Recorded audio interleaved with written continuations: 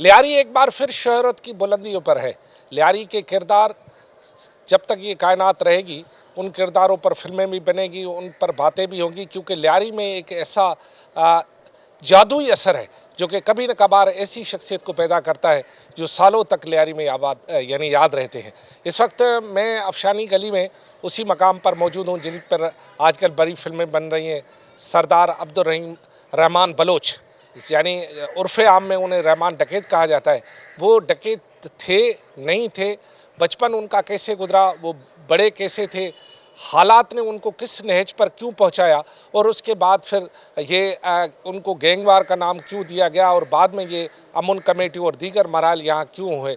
तो उनके बचपन के दोस्त और किसी ज़माने में यहाँ के लियारी टाउन के समझो नाजिम के इंचार्ज भी रहे हैं, उनके बचपन के दोस्त इस वक्त याकत बलोच हमारे साथ मौजूद हैं उसी गली में उनके घर के सामने। उनसे बात करते हैं कि असल हक़ाइक़ क्या हैं जो अब्दुल रहमान यानी रहमान डकैत के तौर पर जिसकी यहाँ पर शोहरत हुई और उससे सरदार अब्दुल रहमान बलोच भी कहा जाता है, उसकी यहाँ जब छोटे से बड़ा हुआ कैसा हुआ, ये सारे वाक़यात और जो उनके मराइल थे वो सारे आज हम खोल के आपके सामने रखेंगे।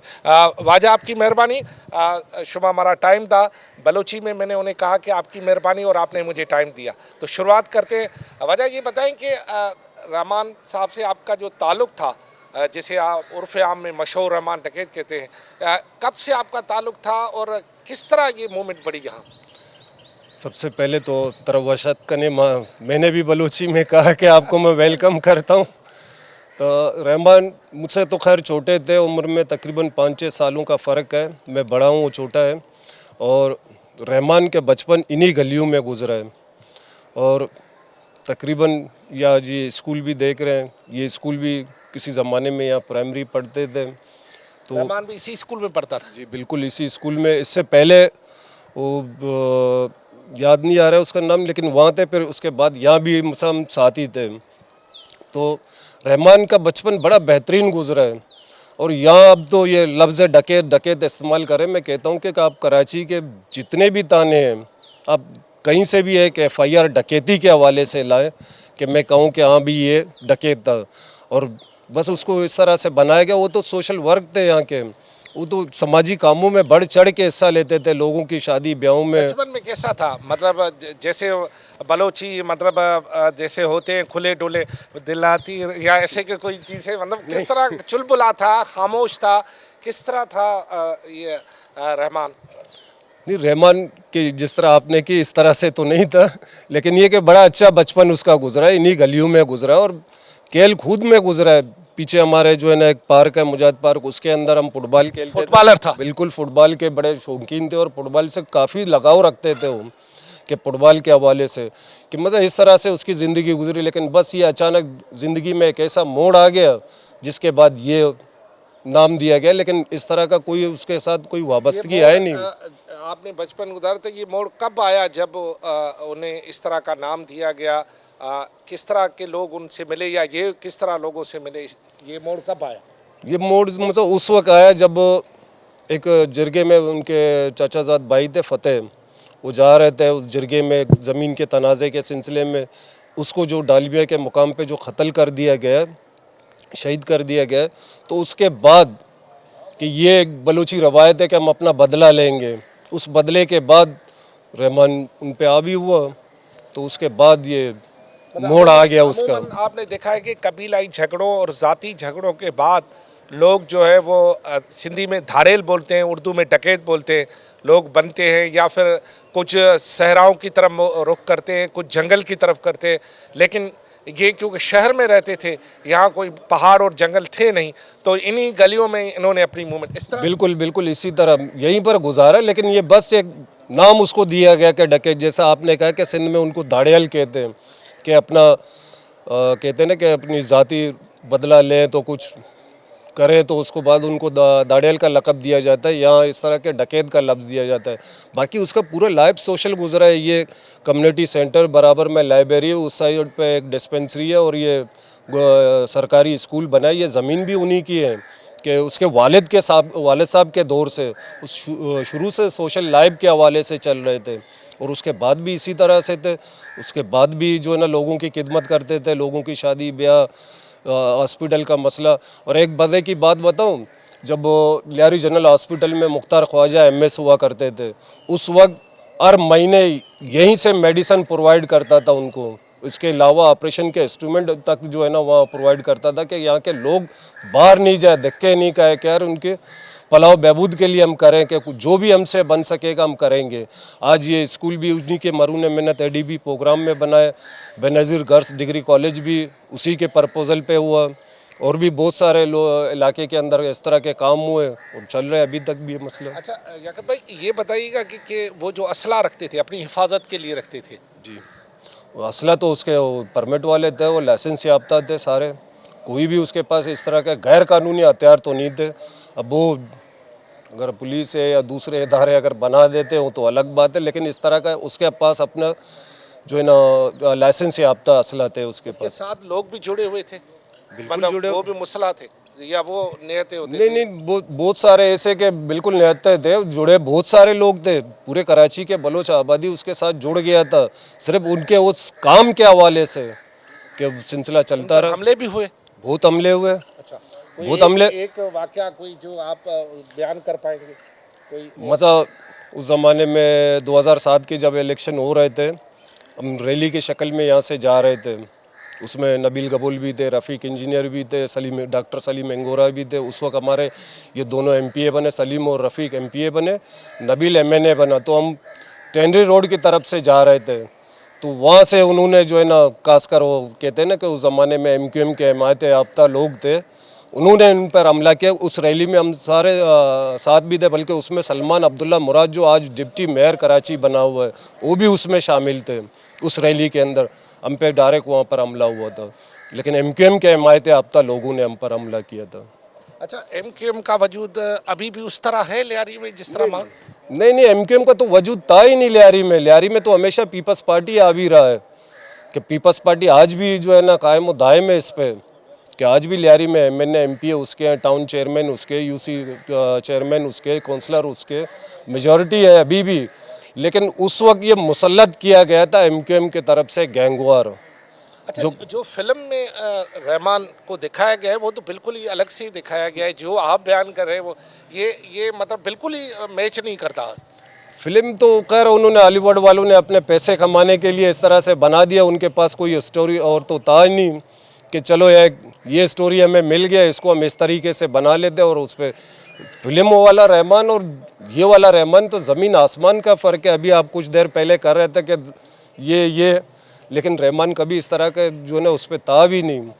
वो मतलब खामोश तबीयत और संजीदा दूरअंदेश इंसान थे। वो दूर की भी सोचते थे कि इस तरह भी होगा, कि अगर हमने ये किया तो इस तरह से भी होगा।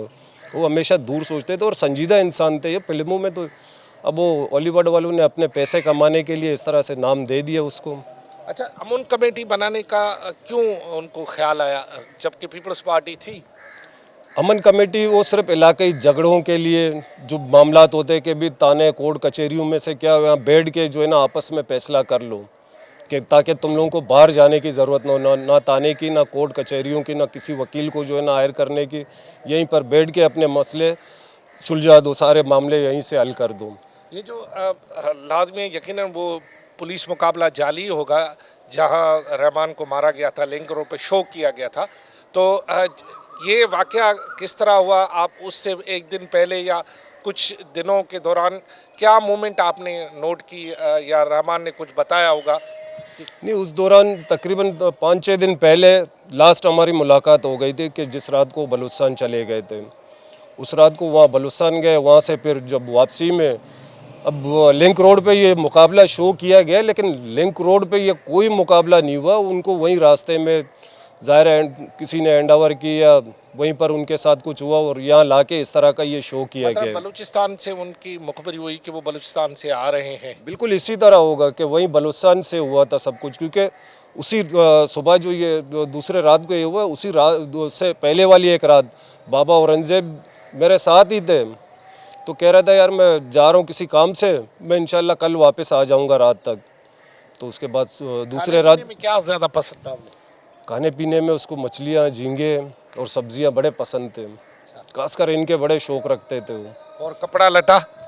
बिल्कुल काटन, जो वही बलूची स्टाइल है, बड़े शलवार, वही बलूची सकाफत के हवाले से चलते थे इस तरह से। अच्छा, पीपल्स पार्टी लियारी और पीपल्स पार्टी लाजिम मंजूम समझे जाते हैं, और पीपल्स पार्टी का गढ़ लियारी, उसी पीपल्स पार्टी की हुकूमत में रहमान के साथ ऐसा होता है, तो उस वक्त अवाम का क्या रद्द-ए-अमल था, क्या लियारी के अवाम का?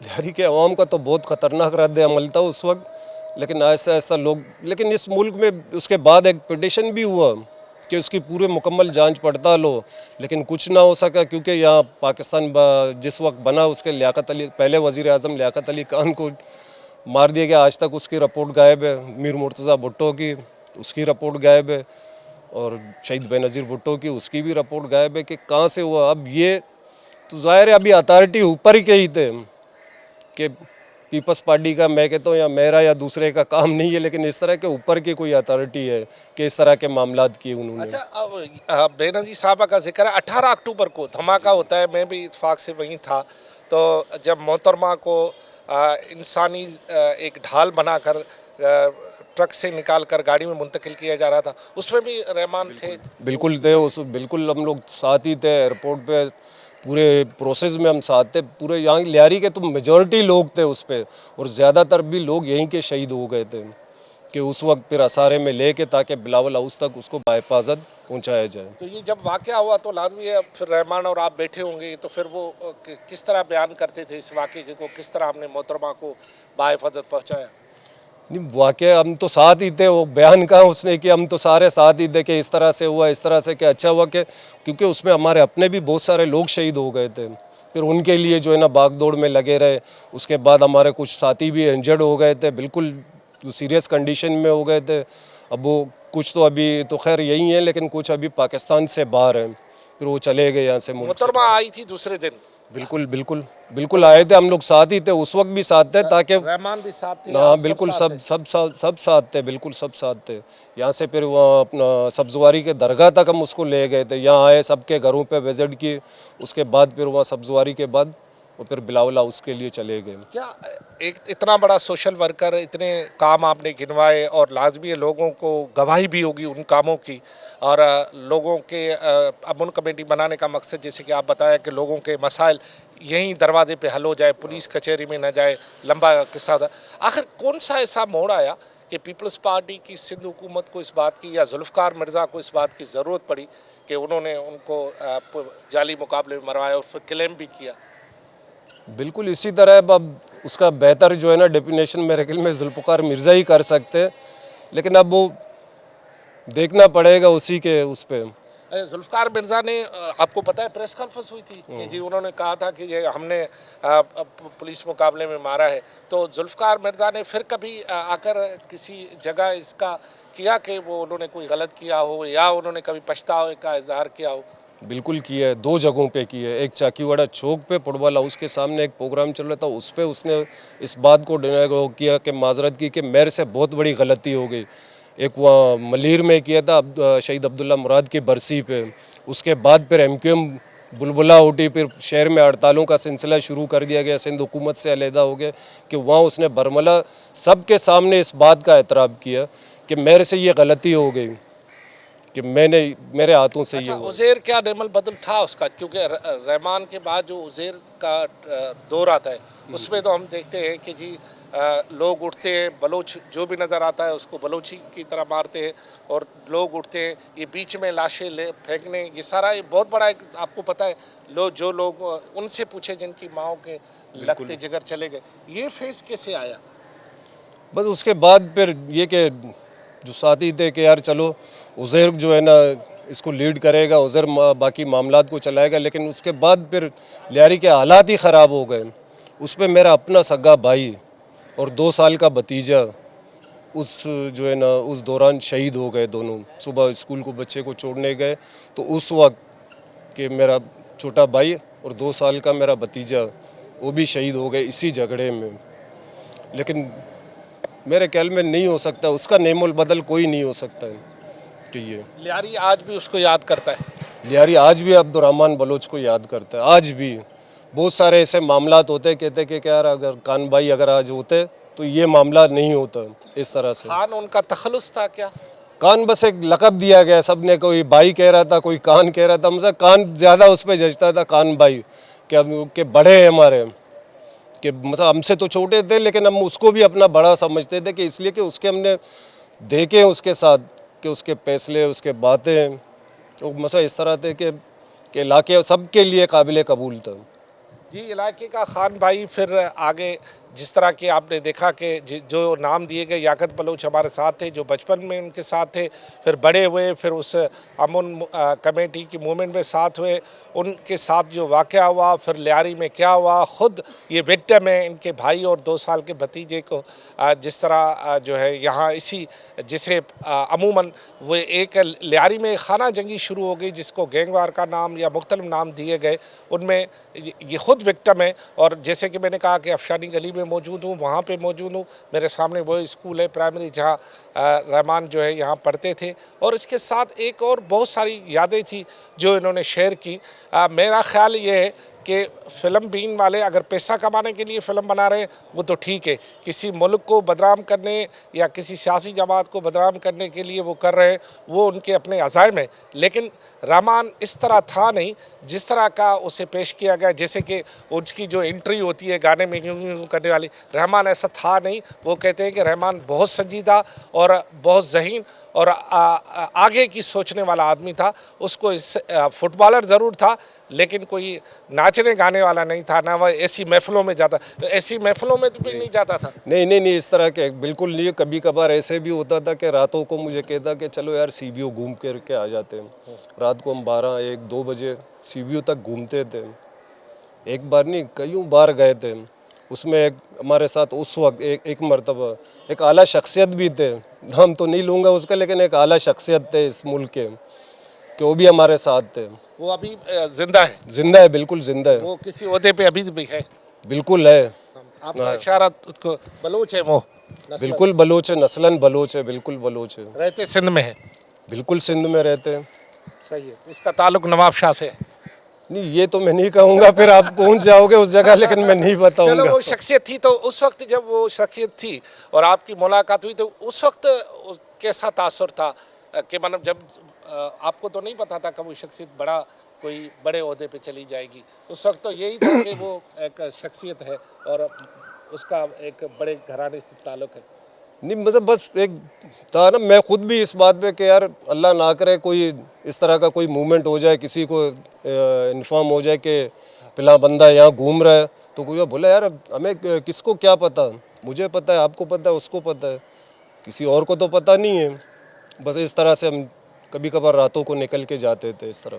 तो वो जो शख्सियत थी वो चाय की ज़्यादा शौकीन, कोल्ड ड्रिंक की क्या शौक से क्या? इतना लंबा नॉलेज है, मतलब फिश कोल्ड तो ड्रिंक पीते थे हम लोग, कोल्ड ड्रिंक। कोल्ड ड्रिंक हाँ, पेप्सी के कहने उठा के बस समंदर की हवा, ताज़ी हवाएं लेते थे। उसमें वो जो शख्सियत है वो फिश विश भी खाती थी आपके साथ? नहीं, वो फिश तो मेरे साथ नहीं खाया उसने, बाकी ये कि कोल्ड ड्रिंक हमने साथ पिए। बातचीत का मौजू क्या होता था ऐसे? ऐसे ही बस कभी बिल्कुल लियारी के लियारी के हवाले से और इलाके के हवाले से इस तरह से। कुछ मुल्क के बारे में भी लाजमी दो एक बैठे होते? नहीं, बस वो तो आपस में करते थे। कभी कभार मैं अकेला भी खुद चला जाता था, एक साइड पे बैठ जाता, फिर दोनों बल्ले आपस में बातें कर ले, इस तरह से भी होता था। तो उसके बाद इन तमाम वाक़यात के बाद कभी उस शख्सियत से आपकी मुलाकात हुई? काफ़ी टाइम पहले हुआ था। अच्छा, काफ़ी टाइम पहले। तो उस पे ये मौजू निकला था? उन्होंने नहीं हुआ कभी। मुलाकात का मौजू नहीं निकला? नहीं, बिल्कुल उन्होंने कभी नहीं हुआ। कभी इस बात पे उन्होंने नहीं, मैंने भी कभी नहीं की और ना कभी उन्होंने जो है इस हवाले से की। अच्छा, उन्होंने कभी ऐसा कहीं जिक्र किया जो आपको पता चला कि यार ये मेरा दोस्त मेरा नहीं, अभी शायद ये सारे चीज़ें वो देख के उसको भी अंदाज़ा हो जाएगा कि किस तरफ इशारा है। बंदा खुद भी देख लेगा तो खुद भी समझ जाएगा कि ये कौन सी बात कर रहे हैं और किस वक्त की बात कर रहे हैं। सही है। बलूच साहब आपका शुक्रिया। चाय भी मेरी ठंडी हो रही है, इशारा आ गया है कि चाय पी लो। मेहमान नवाज तो बलोच होते ही हैं और बिस्किट भी रखे हुए हैं उन्होंने, तो चलो वो चाय और बिस्किट खा लेते हैं। तब तक के लिए मुझे इजाज़त दें। अल्लाह हाफ़िज़।